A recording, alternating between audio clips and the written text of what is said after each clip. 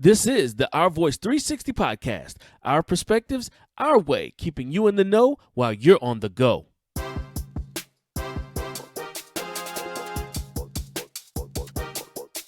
This podcast was created with you in mind.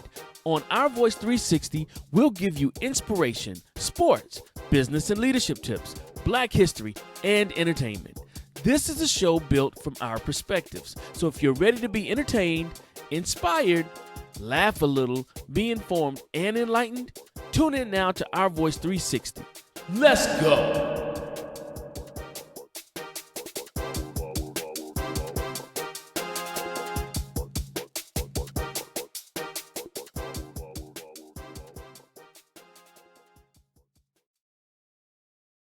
Hey, and welcome to the show, Our Voice 360. Our perspectives, our ways. I'm your man, Chad Bumgarner, 1/3 of the trio here.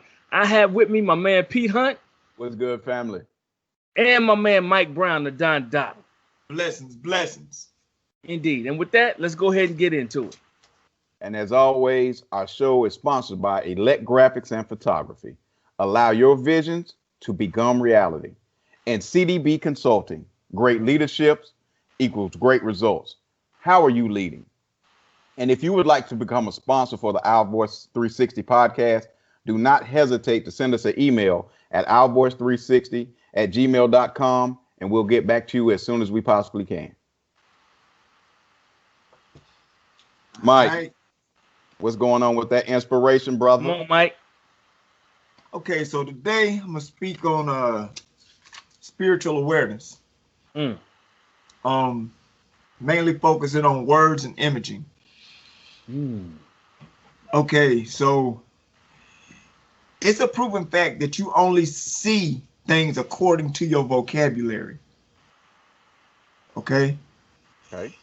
If you widen your vocabulary, you widen your perception. Whoa. You feel me? Oh, wow. Okay. Go deeper. And perception is based on knowledge, which is awareness. Now, words create your reality, but words are not reality. Words are only symbols used for your perception to see reality, like a bird. It could be entirely something different, but they call it a bird, okay? So if you can get past the words, the symbols of reality, you can see the true reality of God and what's going on around you. Wow. Okay. Mind blown. Let me push my glasses up on that one. Mind blown. Wow. So what you're saying is if we can get past actual words, Yeah. then we see God's reality. Well, That's right. it kind of makes sense because what's permanent is stuff that's not seen. And what we see is temporary. Yeah. People don't realize that. Come on, Mike. Oh, I'm speechless on this one. Come on, Mike. That has to marinate. Good gracious. And, alive. But Mike, it does not take away from the fact that words are powerful, though, right? No, it does not. Okay. It does not. And I had to make that clarification with you because even in the word, when God spake, so it was. Yes. So words are powerful. Yeah. But if you can get past, now say that again. If you can get past, If you can get past the symbols of reality, symbols of, come on, then you can truly see the reality of God. that right there is gonna take a minute. That's deep right there. Good gracious. That right I there is told what y'all I was going with the scuba gear today. bro.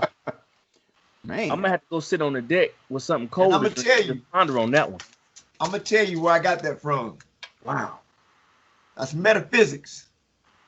KRS-One. You know what? You told me you've been studying that for a minute. We talked about this a couple months back. I remember now. Yeah.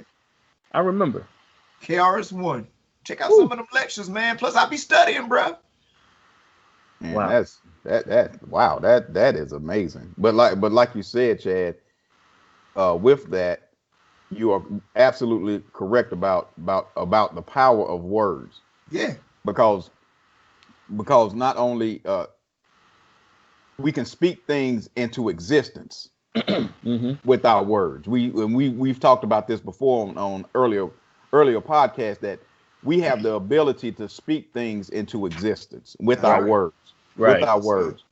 And just like the old saying, sticks and stones may hurt my bones, but words will never hurt. That's a lie. Straight up. Oh, that's straight lie. Straight Yeah, up and down like 6 o'clock. Yeah, but that's a lie, because there's power in the tongue. Yes, Yes, it is. sir. It's Life power in and the death, tongue. too. There you go. There you go. So Mike, man, woo-wee. Repeat that one more time. Yeah, just one more Please. time for everybody. One more time. Say that again. If you can look past and beyond the symbols of reality, then you can see the true reality of God. So Friday, boy. Man, I don't know how you follow that up. Now, you know the sad part about this? Some people gonna think it's stupid because they're not gonna take the time to really think on this thing. Because the thing is, when all of us are born, we're born with intuitive knowledge, Right. Mhm. or some people call ancestral knowledge. Mm-hmm. You're born perfect. You are born perfect. Society dumbs you down. Why do you think two babies can talk to each other, but they're the only ones who can understand it? You feel me? Mm-hmm. Wow. Yeah, y'all. Yeah. Shake that one off. Yeah, I'm trying. We need to take a 5-minute and come back. I know that's right. Good gracious. All right, Mike. As always, Oh man, man. that's tough. I don't even want you to top yourself, but every week it just seems like we keep Yeah, climbing man. this ladder of enlightenment. You Right. know what I'm saying? I take this thing serious, man. That's amazing.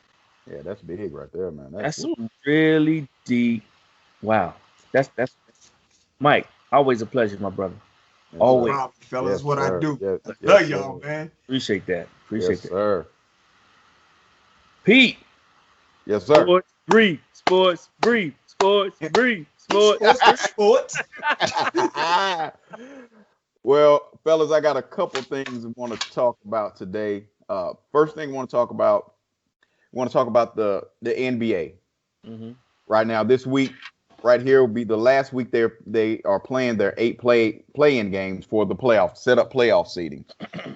And in the East, we already have the seedings in the East, the top 8 teams in the East, and their matchups for the playoffs. We'll have the number 1 seed, Milwaukee Bucks against the Magic. We'll have the Toronto Raptors against the Brooklyn Nets, the Boston Celtics versus the Philadelphia 76ers, and the Miami Heat versus the Indiana Pacers in the East. That's how they'll match up in the East. Now, in the West, it's not a complete picture yet. Mm-hmm. We won't find that out until Saturday. Saturday, when all the games are played, because the 8 seed is basically a play-in game. The 8-9 seed will be a play-in game to face the top seed, the Lakers. So we won't find that out until Saturday. And the teams that are vying for those 8-9 play-in spots, some pretty good teams. You have Portland, you have Memphis, you have Phoenix, and you have San Antonio. That they're all vying to play in that 8-9 play-in game again to face the Lakers. But until we find that out, the matchups we do know in the West, the Clippers will play the Mavs, the Oklahoma City Thunder will play the Houston Rockets, the Denver Nuggets will play the Utah Jazz, and then the Lakers will play the winner of the play-in game, and we'll find that out Saturday coming. So it's a very exciting time for the NBA right now in their bubble. Another thing that's happened in the NBA bubble, they are going to allow people to come in. What? Okay, see, they had a good thing going. There you go. Which has You talking about the fans? not fans. I mean, it'll be fans, but very limited fans.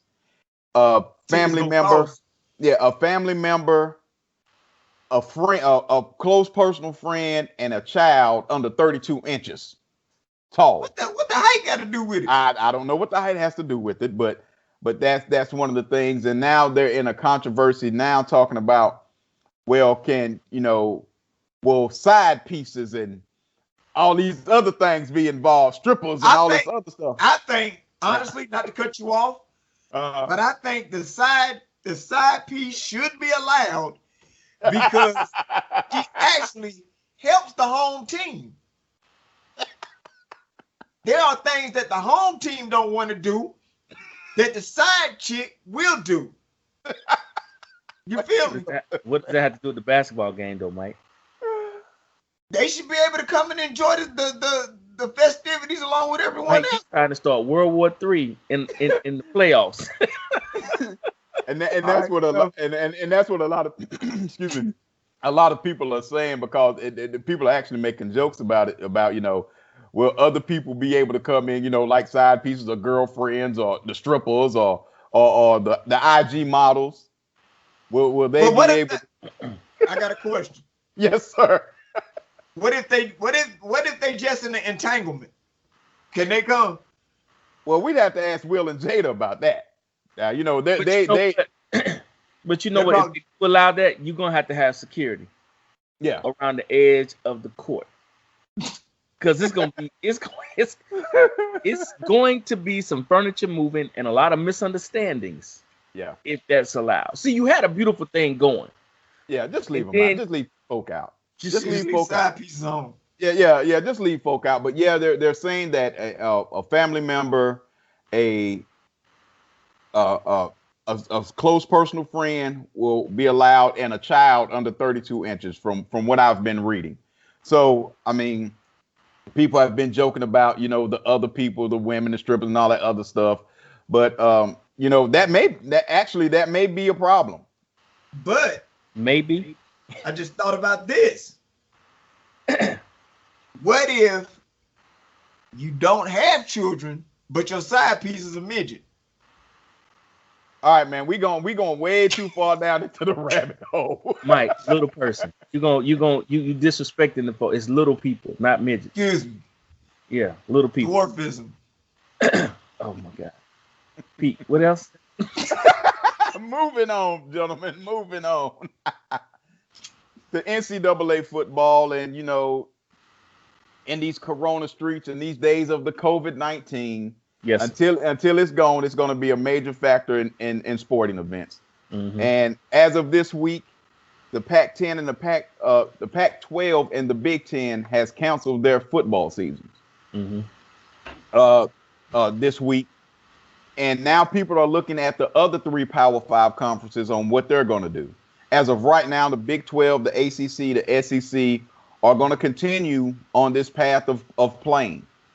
For why, I don't know, because my thing is this: what's the difference in the doctors in the North and the doctors in the West?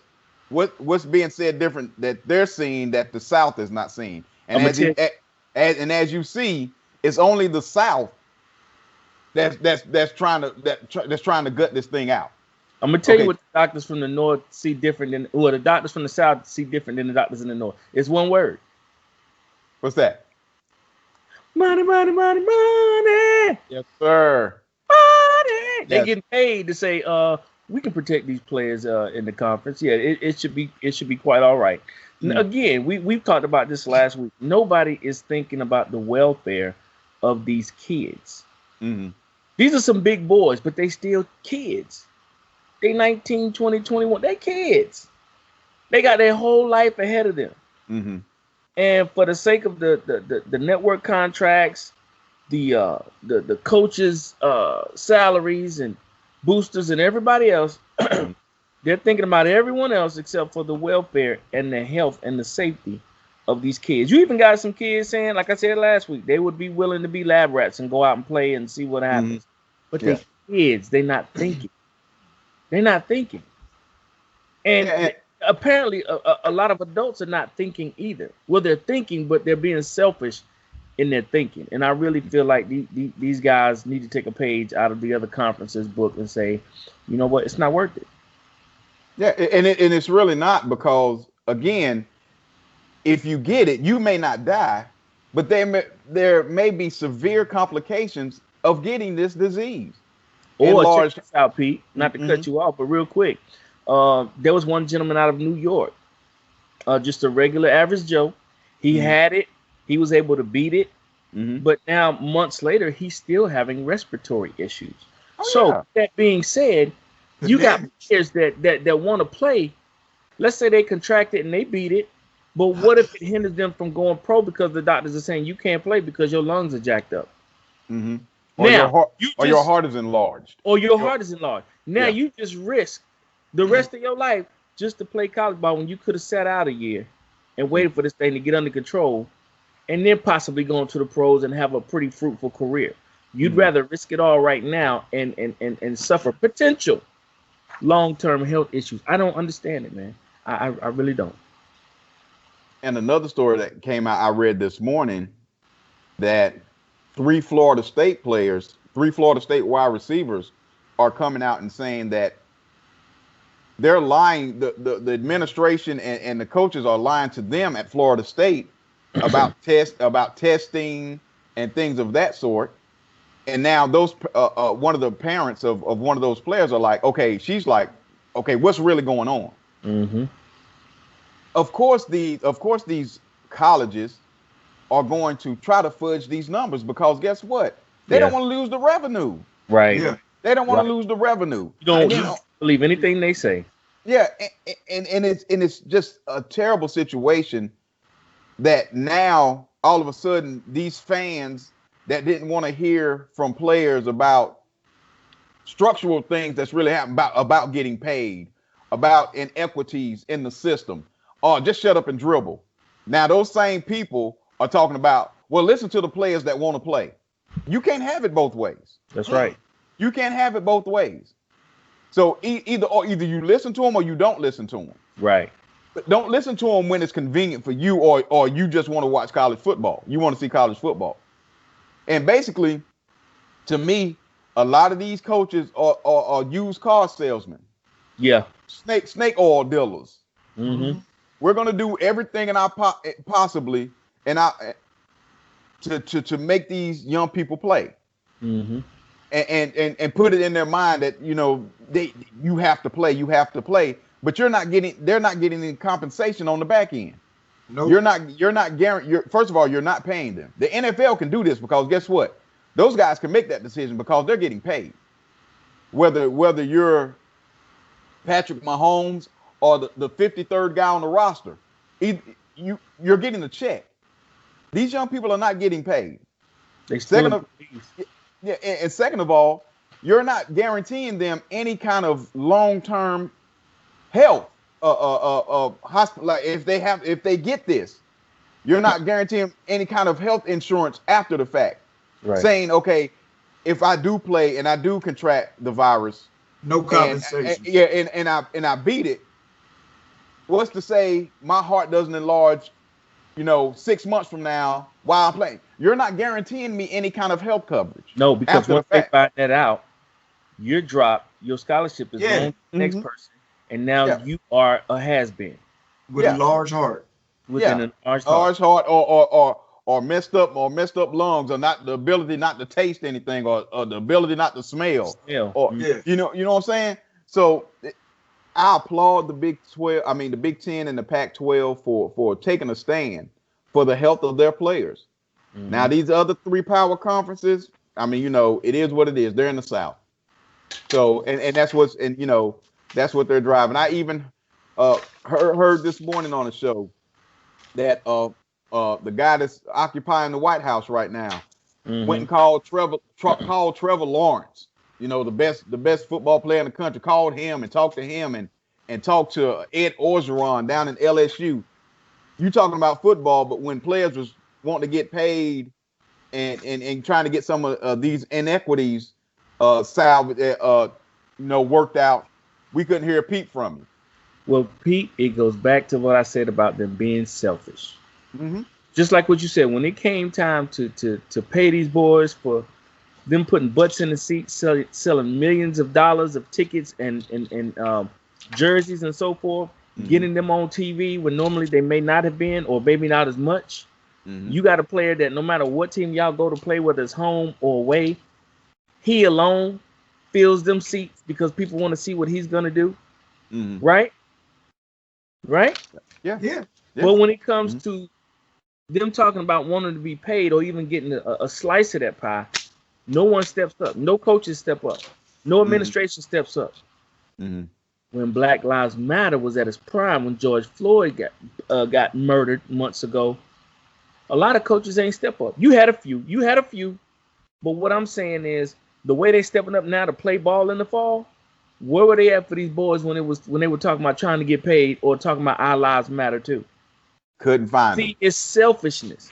Yeah. And I hope these young boys really pay attention Mm-hmm. because the mentality is always going to be, no matter where you are, next man up. Yeah. Yep. You are not special. I mean, I and need it, my young brothers to understand that. yeah. I mean, and you look at that guy down at Clemson, that coaches Clemson, who I'm not going to say what I really think about Dabo Swinney. I'll save that for another show.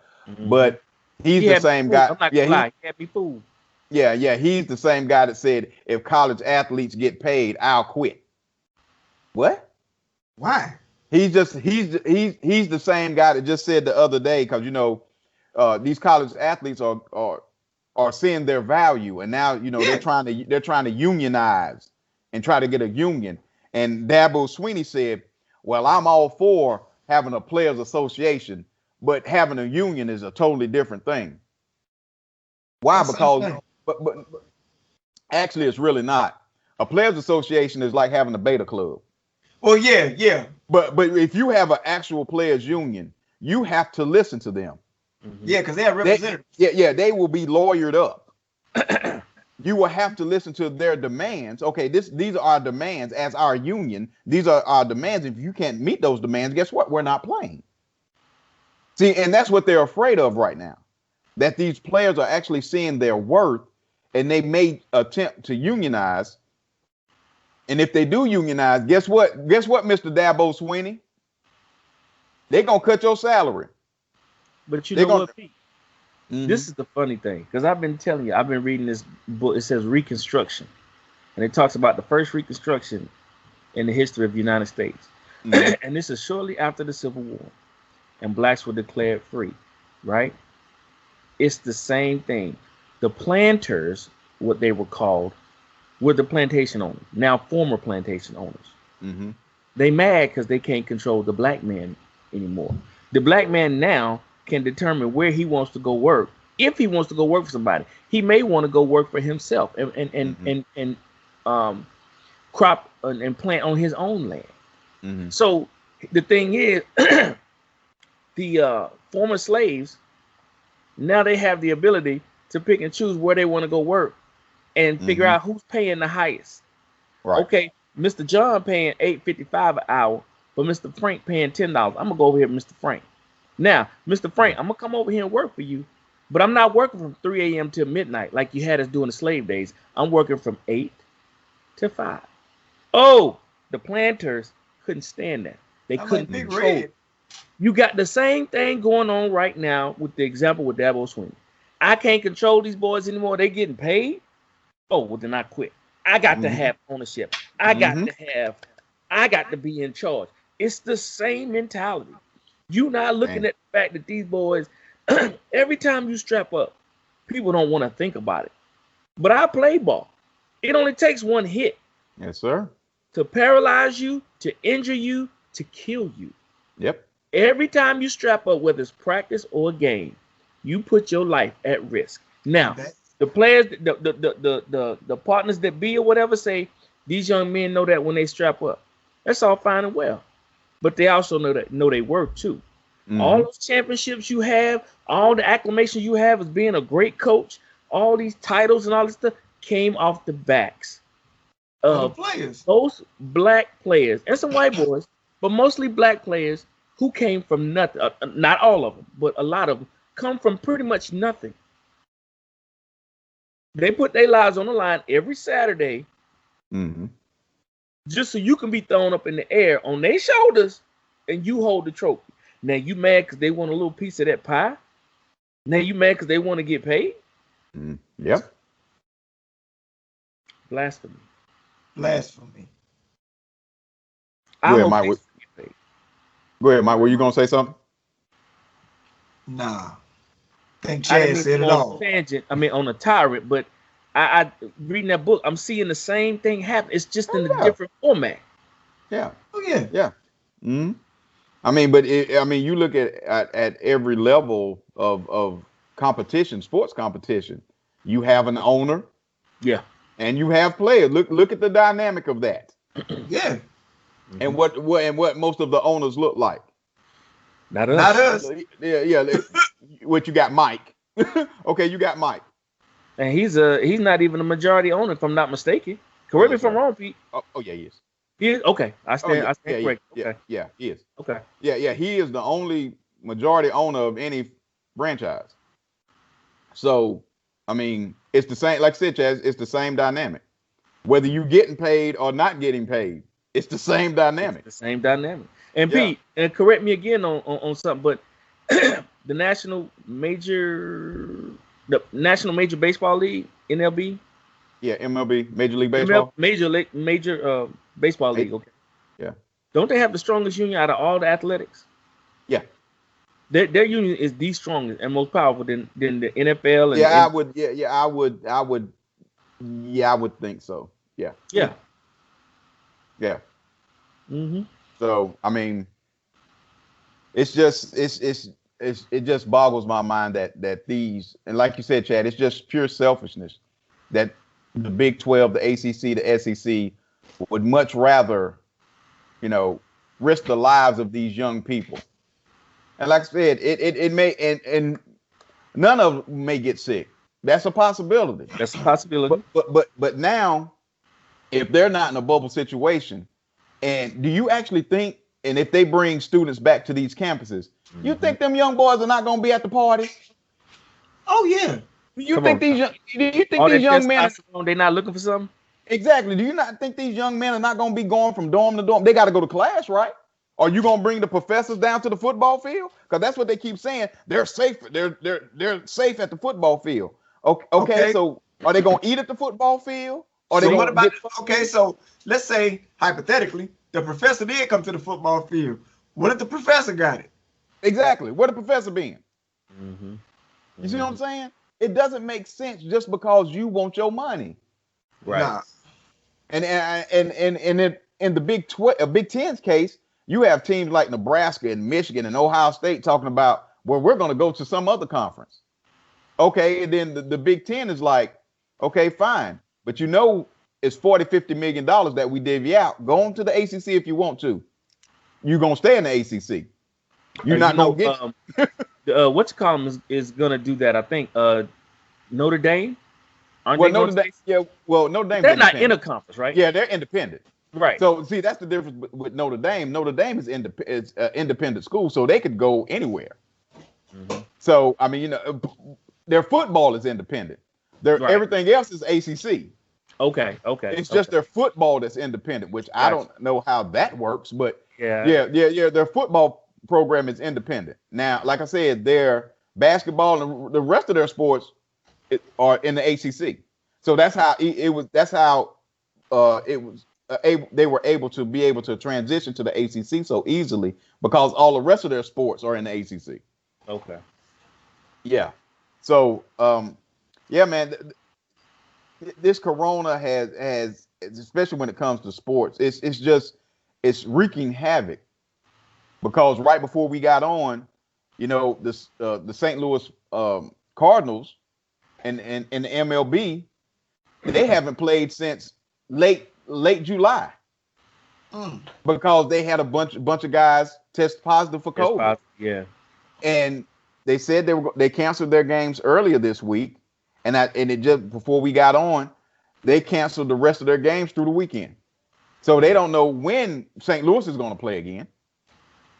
So yeah, this COVID is running rampant through sports, man, and it's just people just going to have to make decisions. If you can't put your team in a bubble or your organization in a bubble, man, it's going to be hard pressed for you to not have COVID cases. The NHL is in a bubble. The NBA is in a bubble. Major League Soccer is in a bubble.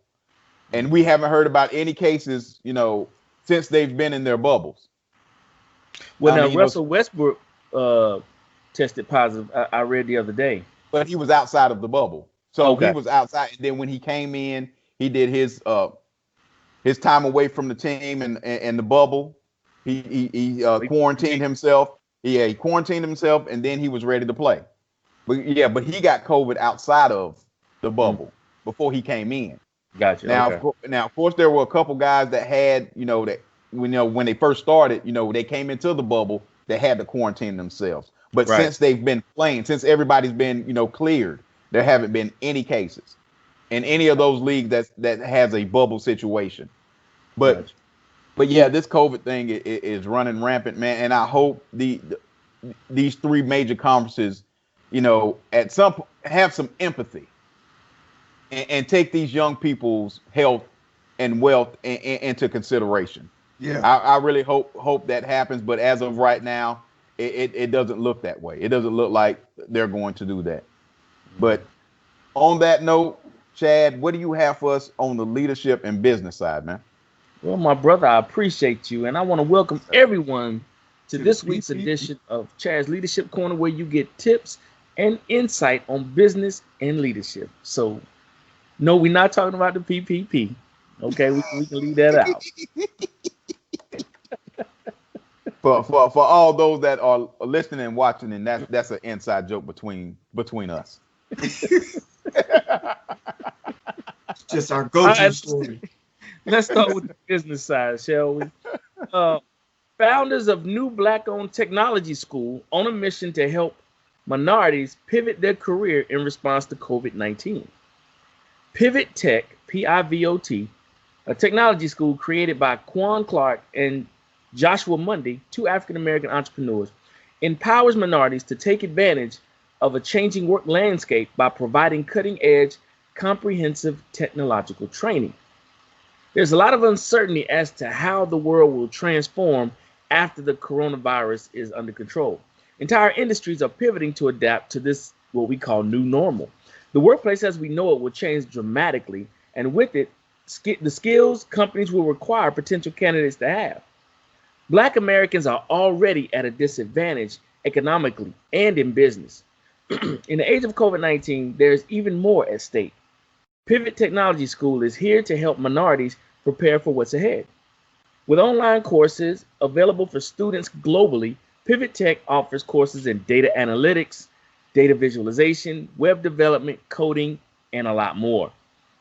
The world was already changing rapidly, and the global pandemic has only accelerated it.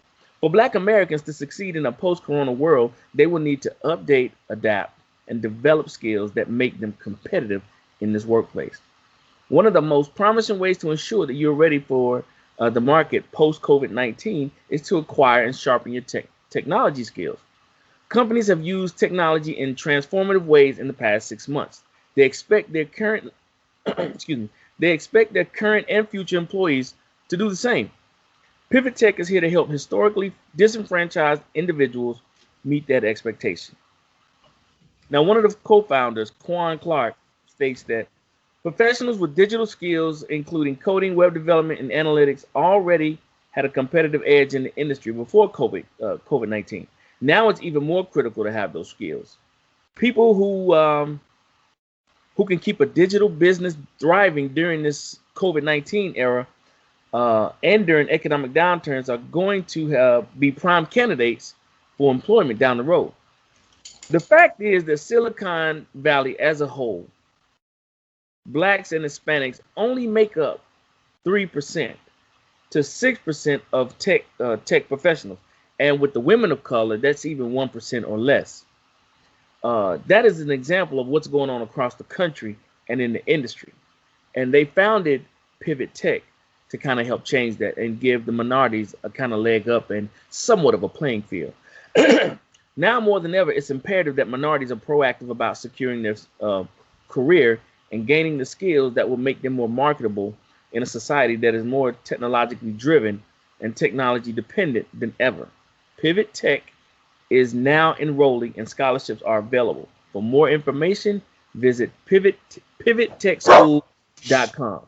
So I want to give a big up to Joshua Mundy and Quan Clark for putting this school together for all of us who are technically unsavvy or just need to brush up on some skills to, make us a bit more marketable in this post-COVID, well, not even post, but this COVID-19 world that we live in. And I happen to agree with the young brothers. Technology is where it's at. It's where it's going to be. Yep. And if we don't get ourselves and our young folks guided in that direction, not only from a career standpoint, but economically, that wealth gap is going to continue to just grow further and further apart. Any thoughts on that, guys? Insight? I thought that was some good information. I think it's just a great thing that these young brothers have stepped out to do this. Yeah, you know what I'm saying, to go ahead and try to help the community, right, and on the side of technology. I agree. It speaks to their entrepreneurship and them being visionaries to be able to look ahead and be like, look at what COVID's doing to us. A lot of people are having to promote more. So with that, what kind of skills are you going to need in order to do that? Right. How can you not only, just get by, but thrive? Exactly. You know what I'm saying? So exactly, being able to come up with an idea like this and put the training in place and the classes in place and centralize it in a website where people can go and take some of these courses to get themselves up to speed is, I think is real dope. Those are some real trailblazers and some exactly. Yeah, exactly. But we're going to move on to the leadership aspect. And so today I want to talk about three strategies to supercharge your leadership skills. Now, all leaders should have the same goal, and that is to get the best performance out of their teams. But they set out to achieve that goal very differently. So with this being said, here are three things every leader should know to become a more effective leader. So one of the three strategies is blend multiple leadership styles to suit different scenarios. We should all know by now that one style or one size does not fit all when it comes to leadership. It just doesn't. Right. While most of us gravitate strongly towards one specific style of leadership, that doesn't mean that we don't occasionally incorporate other attributes of others into our actions and decisions. This is actually a high effective tendency, since taking on a management role often requires flexibility and the ability to adapt as required. Sometimes dictatorship is needed. If you're in a pinch and there's chaos, somebody just needs to take control and make sure things happen. Then there's other times where you want to put on a different hat, when you want to collaborate, with your team or things of that nature. So one size does not fit all, and you're going to have to be wise enough to know when to switch up your leadership style hat, depending on the situation. The second strategy is incorporate active listening skills and respond to the new information you receive. We talked last week about the difference, and now I can't remember, but it was respond and react. You know what I'm saying? So our job is we want to be able to listen intently and respond. So good listening skills is a crucial skill for effective leadership to practice. It's important that you listen intently whenever employees share their specific concerns, struggles, ideas, goals, things of that nature. Doing so puts you in a position to provide solutions that can empower them to overcome any roadblocks and accomplish much more at their jobs. A study by Universum found that 41% of executives believe the most important thing a leader can do for his team is empower his or her employees. When your staff feels heard, then they feel validated. And when they feel validated, you get more productivity because they feel like you actually care. Right. And then the third piece or the third strategic tip is balance your tendencies and improve your overall habits. Part of understanding your strengths as a manager involves learning how to deal with your weaknesses as well. Think carefully about the actions you take as a leader and determine how you can bring balance to the equation. The more closely you observe the nuances of your management style, the better prepared you will be to counteract your less desirable habits. So those are the 3 strategic tips to supercharge your leadership skills, guys. Any thoughts on that? No. Yeah. For me, I really like, well, the first point that you brought up was, you know, Blend the everybody, mix yeah, up. everybody doesn't have the same, you know, you can't treat everybody the same. So you have to have different leadership hats. And I bring it back to coaching, of course, that every player that I've dealt with, every team that I've had to go different routes to get guys motivated. Right. Some guys like for coaches to get on them, and that's cool. Some guys, you know, you can't beat them up too much. You can't get on them too much, but you know, Shut pat down. them on, yeah. They'll shut down on you if you pat them on the back. You know, tell them, you know, talk about the good things that they do. That'll let them, you know, that'll push them towards working on the things that they don't do. Right. So again, as a coach, I see that your first point, man, that was big. That hit me in my coach speak, because each player that you coach is going to have a different attitude. Again, some guys you can get on. You can just, you know, get on their back and heart, and it makes them better because they like that type of pressure. Some guys, some young ladies, they can't deal with somebody getting on them, and you got to put your arm around them, right? You know, to push them forward. So yeah, that is very key, and as far as trying to be a leader. I agree, Pete, and I was just sitting here thinking about my daughters doing track and field, and how they share, my 2 youngest ones, they share a disappointment with their coach at the time, because they said all he does is yell, and with them, the yelling just shuts them down. You know, you can't get any more productivity out of them because they shut down. They're tired of the yelling. But now with my youngest, she does long jump. When she goes to her long jump coach talks to her. There's no yelling. It's like, okay, Cameron, today we're going to do this, this, and this. And then she may incorporate it with a joke here, or, okay, Cameron, don't forget, work on this technique, or, you know, whatever. And so after practice, I asked her, you know, what do you think? She likes the jump coach because the jump coach doesn't yell. So like you said, you know, to be a great coach or a person in position of authority, period, you have to know how and when to change up your hat, depending on your audience and sometimes the individuals. You know, sometimes the group you may need to jump on collectively, but then you may have to pull some out to the side, and like one, you may have to get in his or her behind. The other one, you're gonna have to talk a little bit softer to.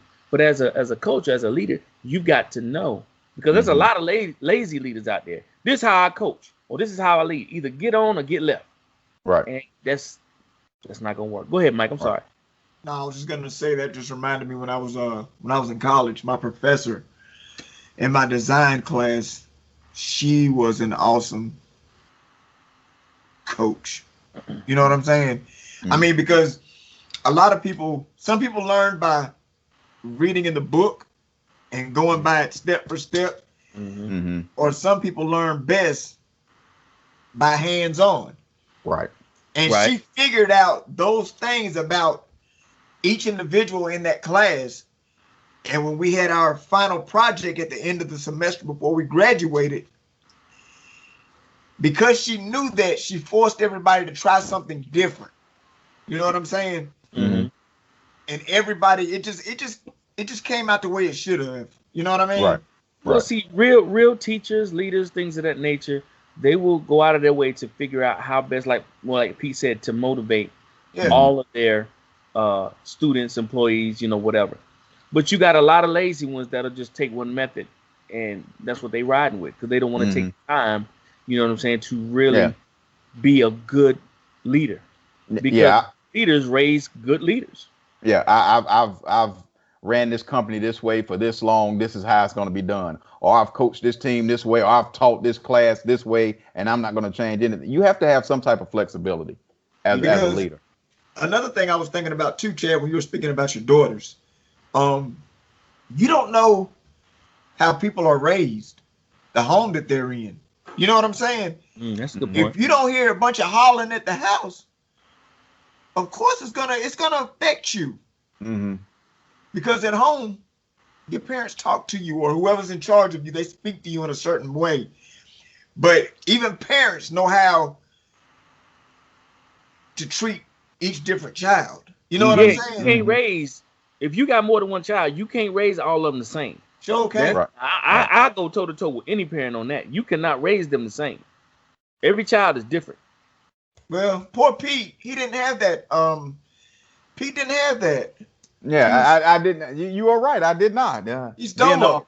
Being the only one. I mean, Forrest and Priscilla said, this is all we can do. This is as perfect as we gonna get it. So, yeah, so there's no need to make any more. He so, said, there's no need. This is perfect. For real. For real. I like that. It gets no better than this. It gets no better than this. So we're gonna go ahead and stop proceedings as of right now. Yeah. My God, I like that. I think we've got it. I like that. Well, folks, that's it for me. If you would like any more leadership development training, team building, coaching, diversity training, please do not hesitate to contact me at 678-571-2773, or you can email me at chad@chadbaumgartner.co. And remember, great leadership equals great results. How are you leading? And with that, we are boomeranging back around to Mike with this Black history. Mike, come on, drop some more pearls on us, man. All right. Today we're going to be speaking on a guy by the name of Joe Anderson. Joe Anderson was born a slave in 1808. But he's known as the co-inventor of the McCormick Reaper, which revolutionized farming in the 19th century. And for those of you who do not know, a reaper is a machine that helps you crop and gather your vegetables or whatever you're growing. Mm-hmm.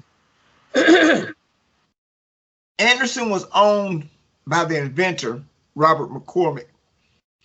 And McCormick, he invented the first horse-drawn reaper, which was never refined. So he gave the designs to his son, Cyrus McCormick, who made significant improvements to the reaper. Now, the whole time he was making improvements on the design, Anderson was right there the entire time, letting him know, look, this isn't going to work. I'm the one who has to do it. You're not going to do it. So let's make it easy on me, the worker. You know what I'm saying? And in 1831, McCormick and Anderson, they debuted their version of the Reaper standing side by side. Okay. They were given a patent in 1834. Now, history is not going to tell you about Anderson. Right. They're only going to tell you about McCormick. And I looked it up and checked on the Reaper, and it does not say anything about Anderson. But McCormick's grandson, Cyrus McCormick II, he wrote a book and put Anderson in it and said that he should be given co-credit foundering for the Reaper itself. Anderson and McCormick were a year apart. So they kind of grew up together. They were more like brother instead of slave and owner. So with that being said, McCormick freed Anderson before the Civil War. Okay? Freed him before the Civil War, let him work for neighboring farms wherever he wanted to. But because he was the only one free, he couldn't work anywhere. You know what I'm saying? Right. McCormick paid Anderson $60 a month until the day he died. And in those days, $60 might not seem a lot right now, but in those days, $60 was equivalent to $1,700 a month. Yeah, because the average brother and or sister at that time was getting $1 to $2 a month. Yeah, so Anderson was living good. Living very well. Very well. And McCormick paid that to Anderson until Anderson passed away. Which I thought During a that time, milestone. that was pretty good. During that time era, that Yeah. was really dope. Because this is before the Civil War for anybody was free. Right. Right. You know, so when you were speaking earlier, Chad, I was like, please don't say nothing about what I got to read because you danced all around the Civil War slavery. I was like, come on, man. Oh, I'm talking about the Reconstruction. Yeah. But yeah, that's, you know, it was yeah. that kind of, when I was doing the research on it, it really did something to me. You know, it lets you know that everybody's not bad. Yeah. Not everybody. And that white man was willing to go against the grain because Yeah. at that time, allowing blacks to be free was shunned upon. Yeah. Matter of fact, it even said in the article that, you know, black slaves were the key to so many inventions that they never get credit for. Oh gosh, yeah. Yeah, you know what I'm saying? Yes. Yeah. Yeah, a lot of those inventions were given. Well, the slave master took them because black people couldn't get slaves. And there's a joke. I don't know if y'all have heard it, but it was like the only thing that the white man really invented was the patent office. Mm. Well, Dang. hey. That's smart though. Hey. It's smart. Is that really a joke? Yeah. But one thing I can say, the McCormicks, when Mr. McCormick freed Anderson, he put his name on that patent. Oh, he did. Yeah. So now Anderson's family gets paid, and they still use that Reaper today. That's great.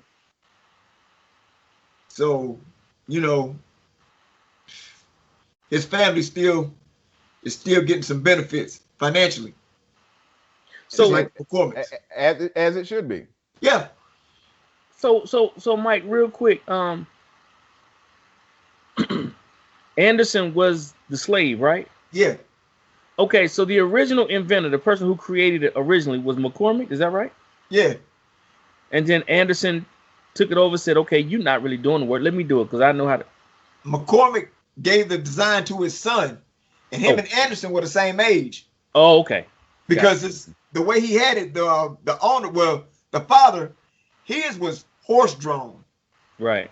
You know what I'm saying? It wasn't, he didn't really do no upgrades, and you know what I'm saying? Mm-hmm. So when he gave it to his son redesigned it.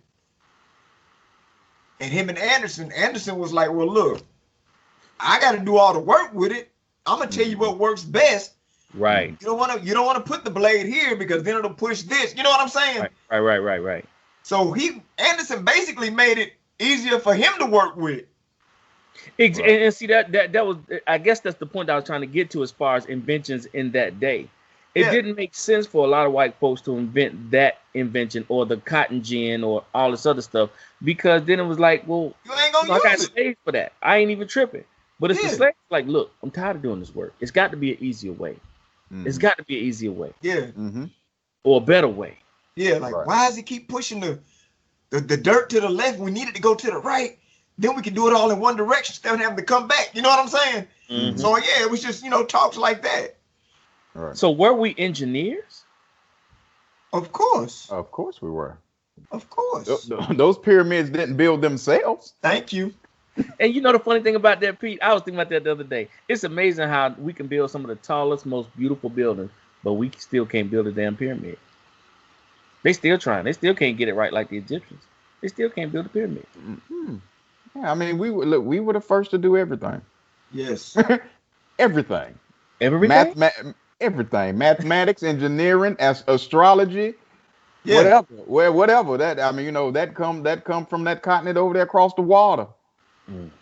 And if it wasn't for our spirit Africa. of exploration, you wouldn't have these different ethnicities that you have now, like Japanese, Chinese, Indian, Vietnamese, all that stuff. If it wasn't for us leaving the continent, going to different parts of the world, populating, you wouldn't have all that. So all of them owe their existence. I'm not gonna get into that. Mike, I appreciate the black. Yeah, that we can go down that rabbit hole. And boy, all day. Hey. I'm not gonna get into that. But I mean, for whoever's watching and even listening, it is not a bashing moment of any race. It is just to celebrate the African American experience and the African American existence. That's all we doing here. We are celebrating the culture because it's not celebrated anywhere else. That's right. You don't celebrate it in mainstream media. It's not in our history books. So we have to create these platforms where we can celebrate our accomplishments. Yes, sir. And Back you know, by it's facts. yeah, it's just like, you know, it's sad that Mr. McCormick's grandson had to put it in a book. You know what I'm saying? Right. He had to write his own book to put Anderson in it. Mm-hmm. Because even like when I Googled it, the Reaper, it doesn't say anything about anybody but Mr. McCormick. I want to see the book. But yeah, that thing was good to me. Yep. So yeah, you know, when you come from the cloth we come from, hold your head up, man. Yeah, makes you walk a little straighter. Yeah. You know what I'm saying? We really need to find a way to incorporate this information into our young African American and Latinos into their curriculum, education. Yeah. Whether it's at the Y, whether it's at the library, some kind of way, they need to learn this stuff. Because I think it's you need to, forgive me if I say this the wrong way, but I think it's important for the children to learn of their history. Yeah. You know what I'm saying? Mm-hmm. Because a book cannot give you history. You get more history listening to your grandparents. Mm-hmm. You know what I'm saying? Mm-hmm. Mm-hmm. A history book is only giving you a portion of what they want you to hear. You know, every year you go, you know, when you were growing up, you knew February we're gonna hear about Martin Luther King, Harriet Tubman, George Washington Carver. But they never said anything. Yeah, they ain't never said nothing about Malcolm X, Frederick Douglass, Marcus Garvey. You know what I'm saying? the Journal True. Sojourner. You know what I mean? Yeah. But those are things that are important that our children need to hear so that they understand that we were not always turning the other cheek and letting somebody treat us how they want to. Yeah. And that we were not always slaves. That's right. Right. That's right. Right. Yeah, we were not always slaves. Our history did not start in servitude. No, it Our didn't. history did not start in servitude. In 1619. Right. Yeah. To let the media and let Hollywood tell it.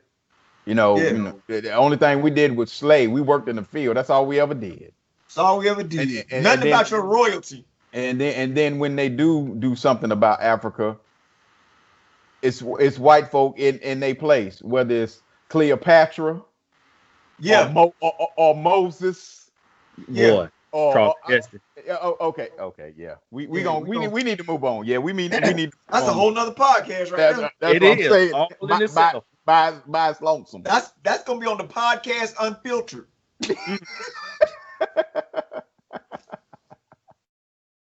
We just let it all go. Yeah. But yeah, that's why, like, you know, that's why I don't watch biblical movies on TV. I refuse.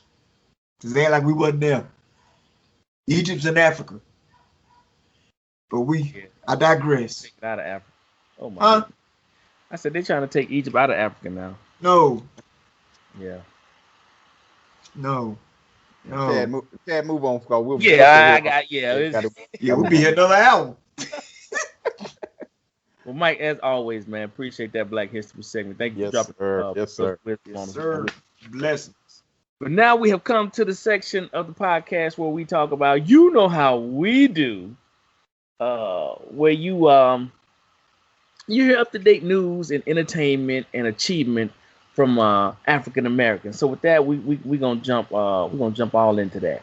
So on the entertainment side, I want to give a big ups to my girl KeKe Palmer for making big moves. KeKe Palmer to voice activist character for revival of The Proud Family. The Proud Family is coming back.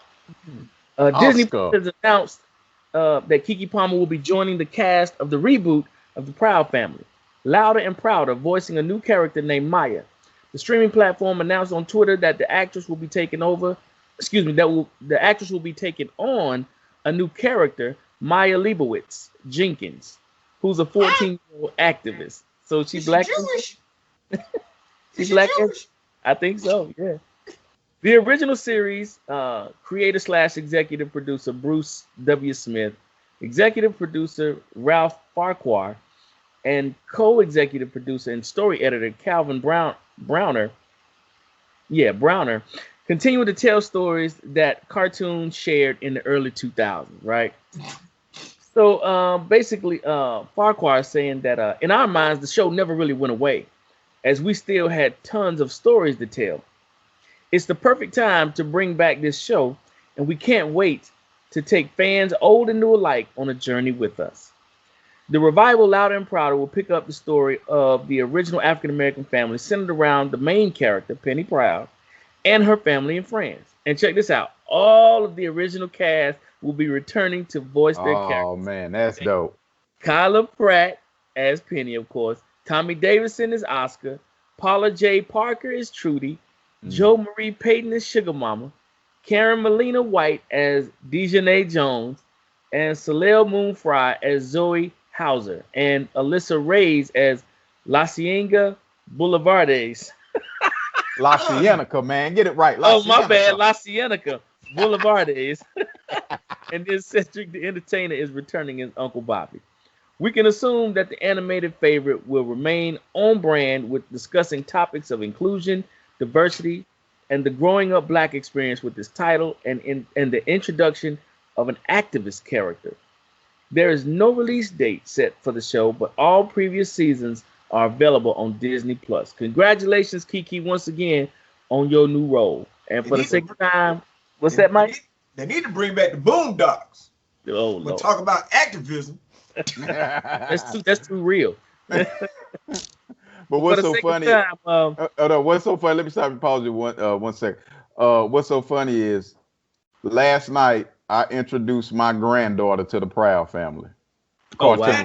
Yeah. You know, we just recently got Disney Plus, and we were going through Disney Plus, and she was like, "Grand P, what's this?"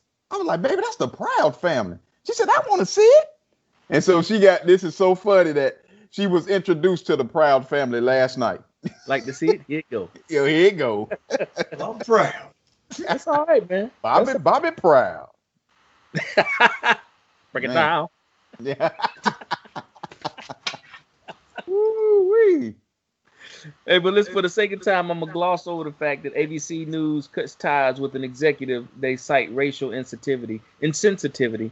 There was a veteran executive after an investigation concluded that she made some racially insensitive remarks, according to an internal memo. Her name is Barbara Fedida, Fedida. Yeah. So they let her go. So we're gonna gloss on over that. She swears that she didn't, and she's misunderstood, but they parted ways and wished her the best of luck. Moving on to the achievement side. Black America Web reports Rock Nation partners with Brooklyn's LIU to launch new school. I love this. I love this. Jay-Z's Rock Nation Entertainment Company is partnering with Brooklyn's Long Island University to launch Rock Nation School of Music, Sports, and Entertainment. The new school will begin enrolling students in the fall of 2021 semester. 25% of the incoming freshman class will receive Rock Nation Hope Scholarships. Scholars graduate. Say what? No, I said wow. Hope Scholars will graduate without any debt. Jay-Z, a 22-time Grammy Award winner and entertainment mogul, was born and raised in Brooklyn. He launched Rock Nation in 2008, and the company has worked with some of the top players in the music game, including, of course, Rihanna, Alicia Keys, DJ Khaled, J. Cole, Shakira, Megan Thee Stallion, and on and on and on.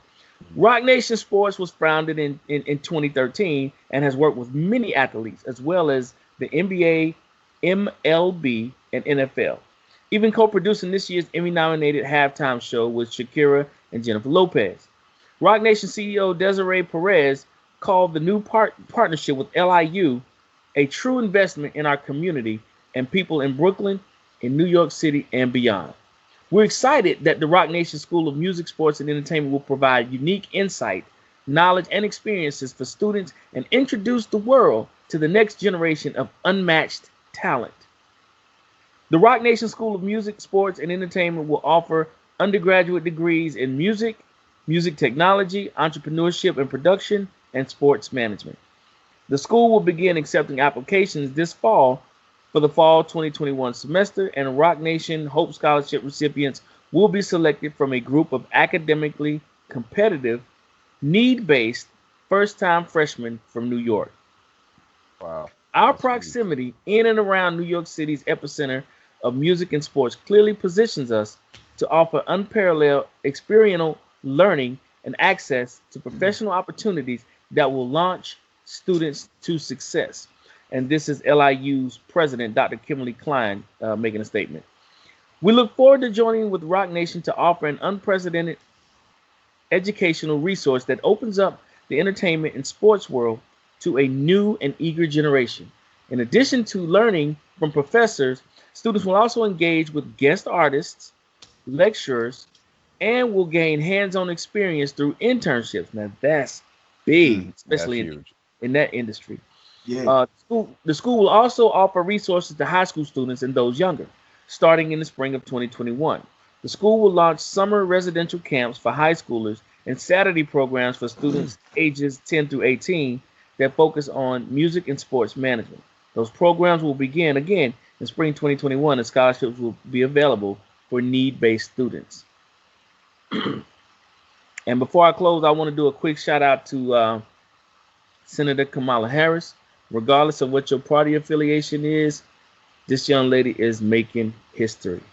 Joe Biden named California Senator Kamala, let me get her name right, give her that respect, Kamala Harris as his running mate on Tuesday, making history by selecting the first black woman to compete on a major party's presidential ticket and acknowledging the vital role black voters will play in his bid to defeat Donald Trump. So big ups to Kamala Harris, proud member of the Divine Nine and Alpha Kappa Alpha Sorority Incorporated. So big ups to her. Again, it really doesn't matter what your party affiliation is. This is what it is now. Now we as a people, we got to go vote. Yep. It's either you deal with another 4 years of what you got in office, or let's shake this thing up. That's really what it boils down to. Yep. That's really what it boils down to. Congratulations to that sister. Yes, Indeed. sir. Indeed. So, all right, well, that's it for me, folks. Progress is what you do. Achievement is a lifestyle. Sir. How are you living? Fellas, any thoughts, comments, concerns? Another great show, man. Yeah, I was about to say the same thing. Another great show. Yes, sir. Just gets better and better. Well, let's go ahead and move on to the Bible quote for the week, and I'm coming to you from Romans chapter 12, verse 2. And it reads, "And be not conformed to this world, but be ye transformed by the renewing of your mind, that ye may prove what is that good and acceptable and perfect will of God." Amen. And that is our Bible thought for the week. So, in closing, be blessed, be safe, and we are out. Peace.